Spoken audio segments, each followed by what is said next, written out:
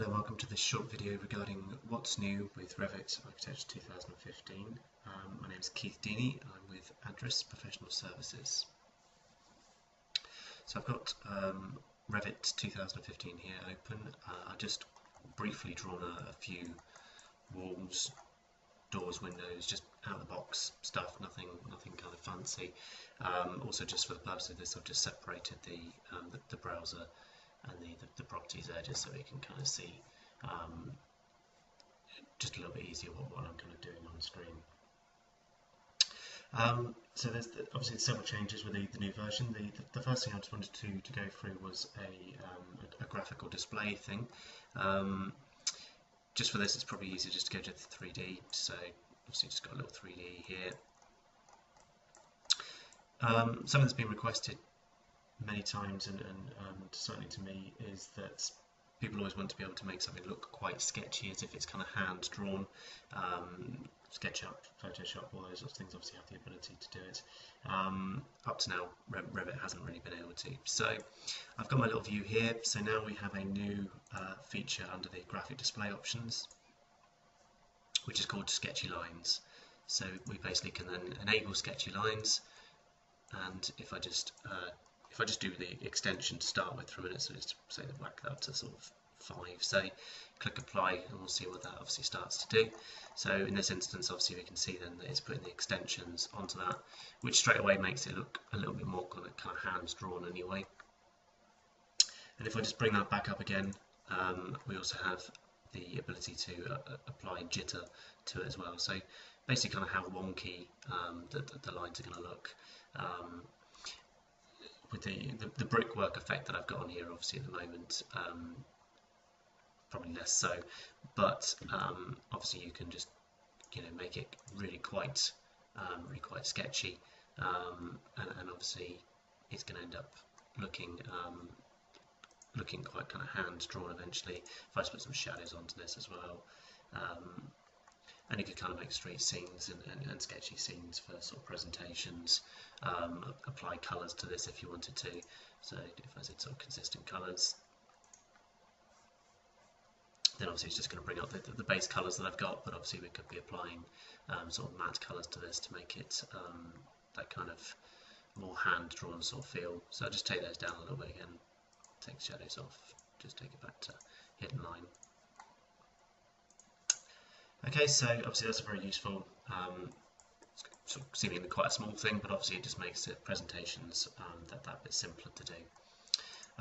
Let's just remove the sketchy lines completely, actually, just to carry on with what we're looking at. The next thing I wanted to just mention was this again quite a small one really, but just got some walls here and a floor. Obviously, you're always able to see hidden lines. So at the moment, I don't have them actually turned on. But if I just say, if I just say turn them on for a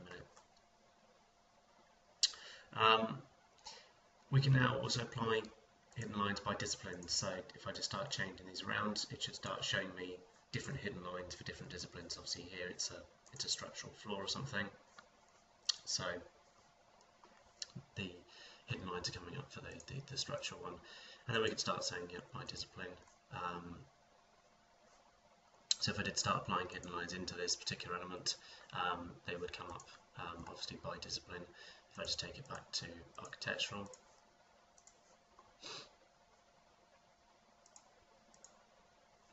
and set it all again for example, then obviously all of these elements are architectural ones, so we can see the hidden lines there.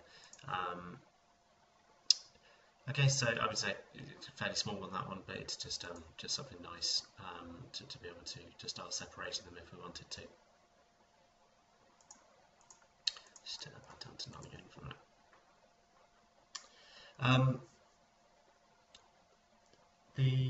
The next one is quite a big thing really. Up to now, it's always been quite difficult to take IFCs in and out of Revit. Obviously the export to IFC isn't particularly hard, and you do have the IFC options. but the import bit has always been quite difficult, subsequently having to open it and so on. So now we have a linking capability in the same way that you would have for normal kind of DWGs, CAD drawings, Revit files, that sort of stuff. So under my link here, we've now got a new IFC link here.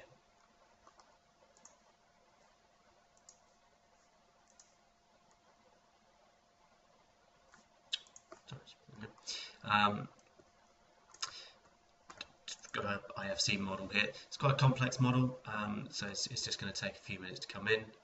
But down the IFC, we've got various different options for IFC imports here. So this is just a standard IFC. So if I say open that.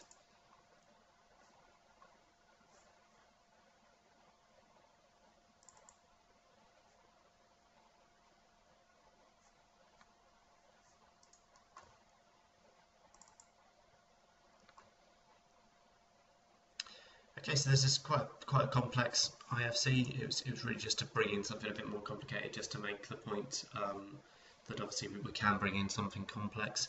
So I'm just going to take a moment to probably to catch up with what I'm doing here. When it brings this in, this linked file is then treated in the same way as any kind of normal Revit link. So firstly in the browser here, you can see that obviously we've got it as a Revit link listed down there. And likewise with the managed links system, exactly the same as if we had a kind of linked file. So we've got the managed links here, and obviously we can bind that in. If I go to the managed links, we've just got a little tab dedicated to IFC, and it treats it in the same way as any kind of linked files. Obviously it's going to be saving that, unload, reload, all the same kind of tools that we'll be used to using. And then lastly, from a visibility graphics point of view, it treats it as a kind of Revit link under the visibility graphic options. So in there, again, we've got the graphic display options in there relating to, obviously, as a linked file, and in the same way as a linked file, obviously we'll be able to override those, custom them into different ways, depending on whether we're looking at different views and so on. Okay, so I mean that's quite a major change, really. Obviously, it just enables that sort of collaborative kind of workflow a lot simpler, and IFCs are obviously becoming quite a sort of normally used file system now, particularly when it comes to collaboration between different software manufacturers. Okay, so next one was images in schedules. If I just click on any object, so I've just picked on a door here just to make the point. It doesn't really matter what I pick on. Any object under identity data now will have the capability to apply an image to it. So if I just click in here, I'll have my usual little link options, and in here now I have the ability to apply a raster image to that. So if I say add, doesn't really matter what I put onto this. So let's just put a little logo or something into this just to make the point. So I say, yep, that's fine. Obviously this could be, in this case, a picture of this door, a manufacturer's image or something like that, just to really make it clear to a client or whatever what we're kind of looking at here. Or it could be from a sales point of view, obviously, as well. Once that's been now applied, if I now go to a schedule, just create a very quick schedule of my doors there. Under my list here now, we will also have image. So I'll just say I'll add that in for a minute, and let's just say that we just do it by family for a minute as well. So on my door schedule here, in the sort of schedule view, it won't come up. It will just come up and just tell me what the linked file is. And obviously at this point I could click into that, alter that linked image if I wanted to, and obviously apply a new one, change it around. This only becomes active when I apply this to a view.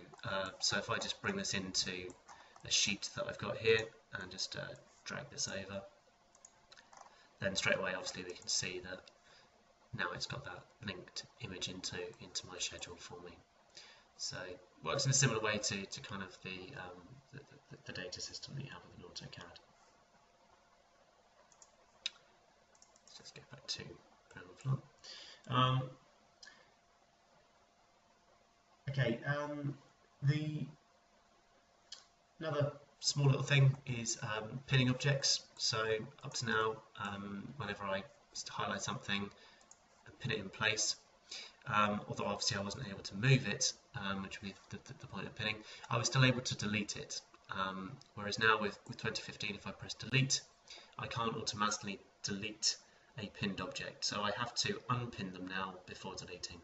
So it adds that kind of extra level of security with something. If you are pinning it in place, you're not accidentally going to be able to move it, and also subsequently not able to now delete it as well. So obviously in this case I'd have to unpin it, and then I'd be able to press delete and it will delete it out for me.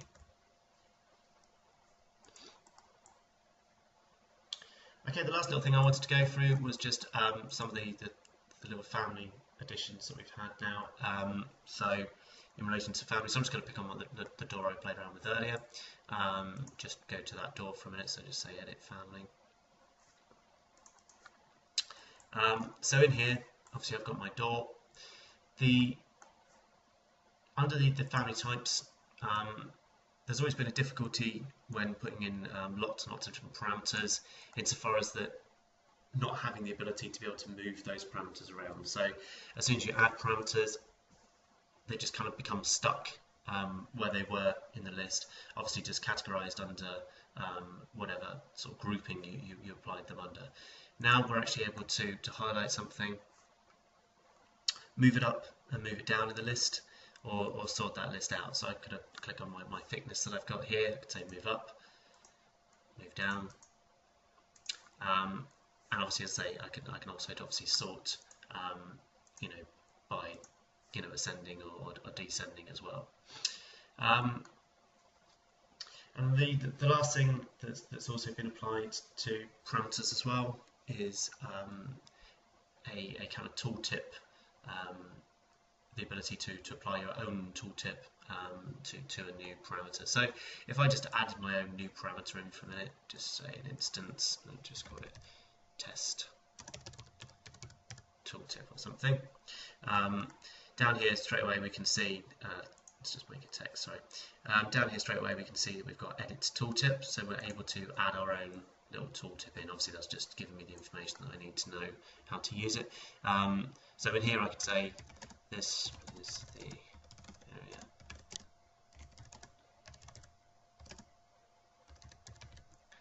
So, and then whatever I type in here could be giving people information so that when it's then applied into a project, they would understand what it is, or also when it's applied into the actual family as well. So rather than just having a mass of parameters that I've applied into this, somebody else adopting this and not really knowing what some of those parameters are really being used for, I can add a tooltip in as a kind of communication tool for that. So if I just say OK here, and my little text here, if I now hover over this, it will give me my little tooltip in there for me. If I say, yeah, apply that, then OK. And then if I just take this back into my project, and then I just click on my door again, in here now I'll have my parameter I've just applied, but also more importantly my little tooltip that I've applied into that. So again, really once it then gets put into projects, I can then have that tooltip as a kind of reference space so that people see these parameters and actually know what they mean and what they're referenced to inside of the family, rather than having to click in and interrogate the family itself. So it can just save a bit of time and also just add as a kind of tool for communication really. Okay, I hope that was useful, and thanks for listening.